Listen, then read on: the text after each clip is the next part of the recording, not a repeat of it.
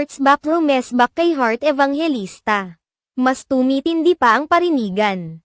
Usap-usapan ngayon sa ilang mga social media platforms ang haka-hakang may hindi pagkakaintindihan sa pagitan ng dalawang celebrities na sina Pia Wurtzbach at Heart Evangelista. Kumakalat ngayon ang mga chikang may nagaganap na silent war sa pagitan ni na Miss Universe 2015, Pia Wurtzbach at actress international fashion icon na si Heart Evangelista. Nag-ugat ang isyong ito nang mapansin ng ilang mga netizens na tila sinagot ni Pia Wurtzbach ang Instagram post ni Heart Evangelista noong January.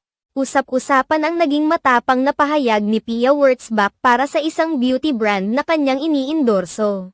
Sa Instagram account ng beauty queen ibinahagi niya ang video ng naturang campaign bilang bahagi pa rin ng Women's Month celebration. While others deny us a seat at the table, we're creating our